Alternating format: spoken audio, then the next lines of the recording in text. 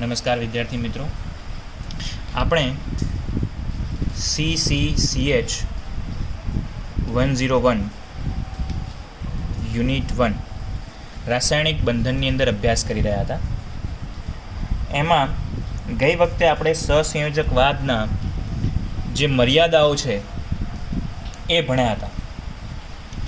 તો જ્યારે આપણે મહત્ત્વના મુદ્દાઓ ભણી રહ્યા હતા સંયોજકતાવાદના, એમાં એક મુદ્દો હતો સંકરણ દ્વારા સંકૃત કક્ષકોનું નિર્માણ. એમાં એક આપણે વાક્ય કહ્યું હતું કે સંકૃત કક્ષકોનું અતિવ્યાપન જે છે એ દિશાત્મક થવાથી મજબૂત બંધ બનાવે છે. તો એ જે દિશાત્મકતાનો જે ગુણધર્મ છે એ કેવી રીતે કામ કરે છે એની વાત કરીએ.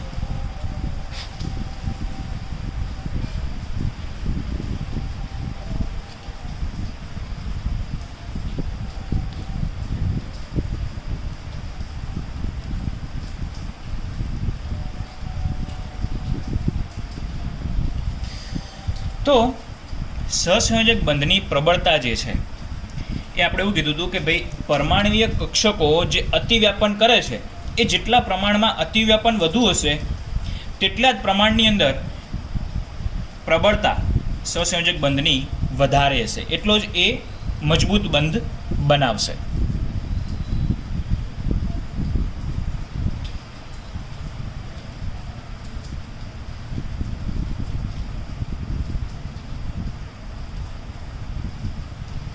બરાબર, અતિવ્યાપન વધારે તો બંધ મજબૂત.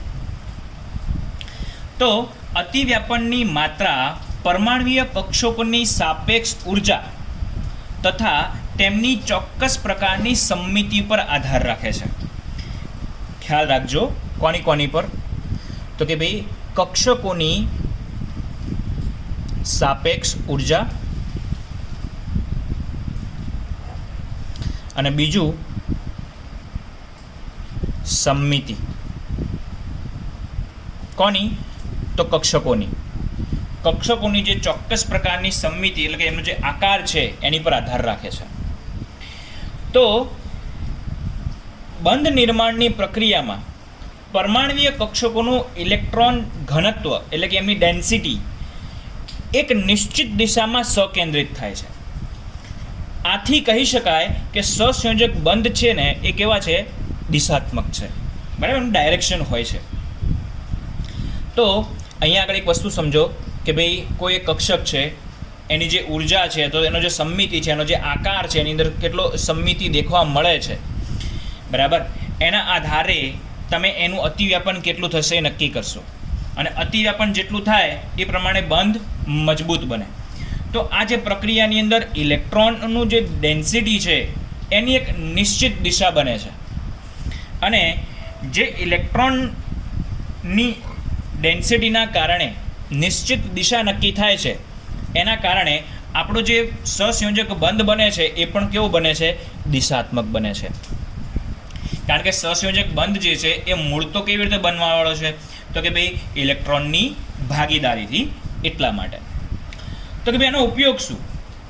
તો કે સહસંયોજક બંધના દિશાત્મક ગુણધર્મને આધારે સહસંયોગ સંયોજનોમાં જોવા મળતી અવકાશીય સમઘટકતાના તથ્યને સમજાવી શકાય છે.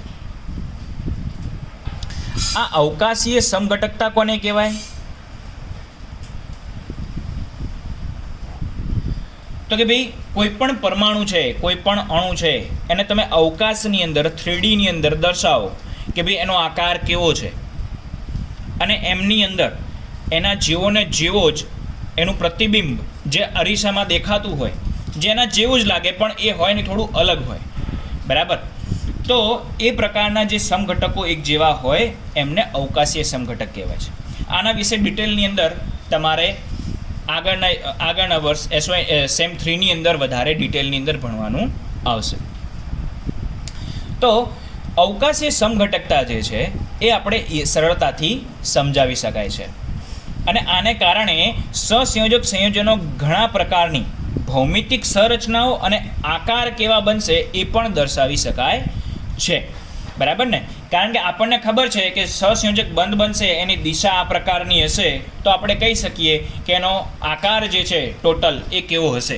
દરેક સહસંયોજક બંધનો આપણે દિશા લઈ અને બતાવી શકીએ કે ભાઈ આ રીતનાનો બંધ કોણ હશે, આ રીતે બે બંધો રચાયા હશે, બરાબર, એમનો આકાર આ રીતનો બનતો હશે, એ આપણે સમજાવી શકીએ છીએ. હવે બીજો ઇમ્પોર્ટન્ટ પોઈન્ટ લઈએ, અતિવ્યાપનના પ્રકારો.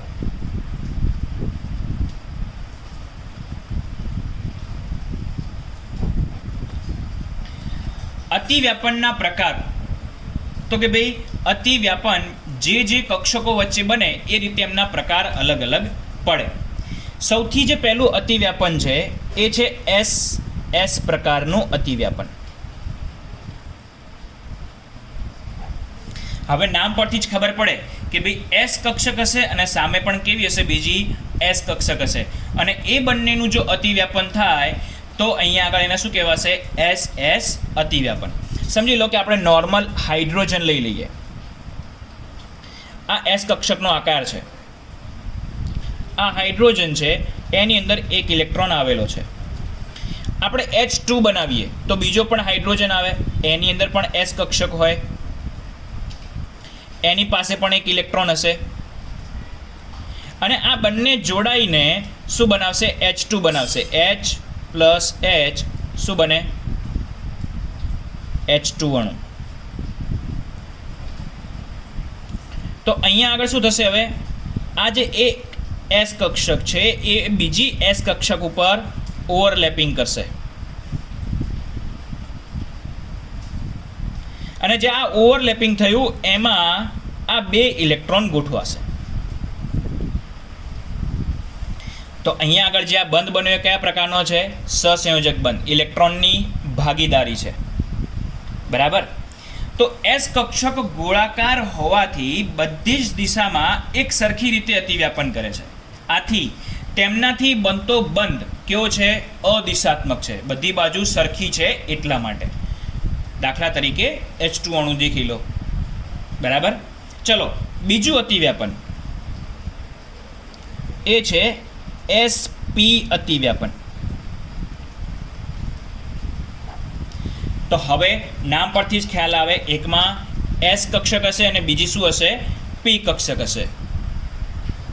તો અહીંયા કેવું હશે, એસ એવી કક્ષક હશે જે અર્ધપૂર્ણ ભરાયેલી હોય, બરાબર, અને બીજી પી કક્ષક હશે, બરાબર. હવે અહીંયા એસપીનું અતિવ્યાપન છે. ચલો આપણે ઉદાહરણ તરીકે HF લઈ લઈએ. તો અહીંયા આગળ H જે છે એની જોડે જે એસ કક્ષક છે એ અર્ધપૂર્ણ ભરાયેલી છે. હવે સામે જે ફ્લોરિન જે છે આમ, કારણ કે હાઇડ્રોજનની અંદર શું છે તો કે 1s1. હવે સામે ફ્લોરિન છે તો ફ્લોરિનમાં શું છે, તો ફ્લોરિનની અંદર 1s2, 2s2, 2px2, 2py2 અને 2pz1 એક ઇલેક્ટ્રોન એની અંદર ઘટે છે. તો હવે pzની અંદર એક કક્ષક એને જે છે pzની એની અંદર એક ઇલેક્ટ્રોન છે. તો હવે pzનો આકાર કેવો છે તો કે ભાઈ આ રીતનો છે.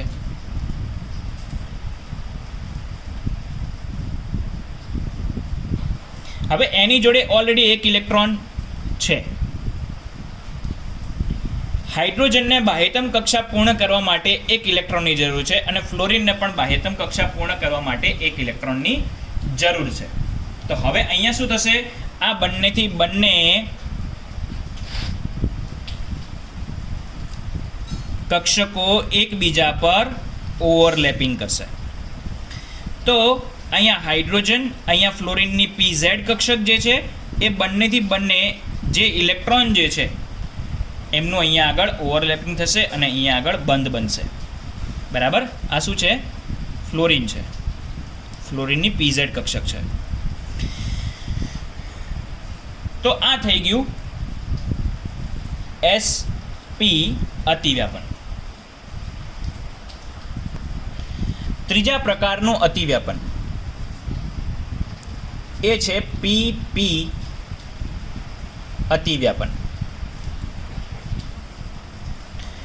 તો જ્યારે સંયોજાતા બે પરમાણુની અંદર અયુગ્મિત ઇલેક્ટ્રોન ધરાવતી પી કક્ષકો હાજર હોય ત્યારે આ પ્રકારનું અતિવ્યાપન થાય છે.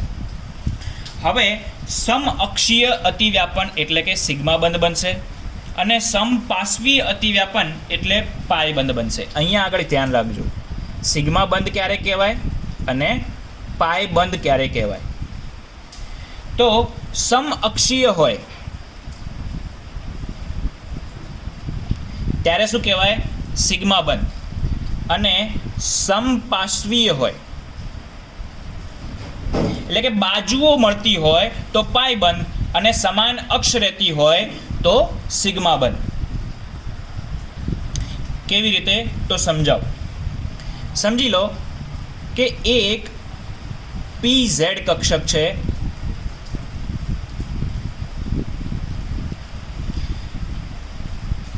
સામે બીજી PZ કક્ષક છે.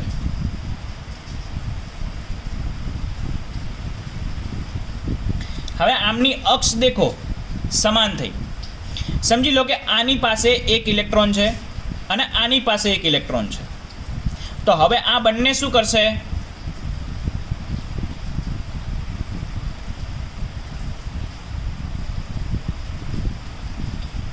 અહીંયા આગળ એકબીજા પર ઓવરલેપિંગ કરશે અને આમની અક્ષ જે છે એ સમાન રહેશે. અહીંયા આગળ એમની વચ્ચે બંધ બન્યો. તો હવે આ જે પ્રકાર કહેવાય PZ જે એકબીજાની સામે આવી, આ કેવી છે? સમઅક્ષીય છે. આ જે બંધ બને એને શું કહેવાય? સિગ્મા બંધ કહેવાય. હવે આની આજ જે PZ અને PZ હતી એ આ રીતે ના ગોઠવાય, પરંતુ આ રીતે ગોઠવાય.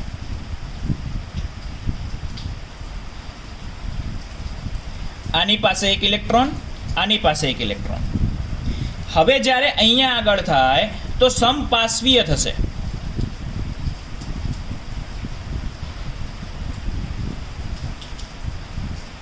હવે અહીંયા આગળ દેખાય છે કે આટલા ભાગની અંદર બંનેનું ઓવરલેપિંગ થયું છે. આ જે અતિવ્યાપન છે એ PZ સમપાર્શ્વીય પ્રકારનું થયું. આ જે સમપાર્શ્વીય બન્યું છે એટલા માટે અહીંયા કયો બંધ બને છે? પાય બંધ બને છે. બરાબર. તો આ હતા અતિવ્યાપનના અલગ અલગ પ્રકાર.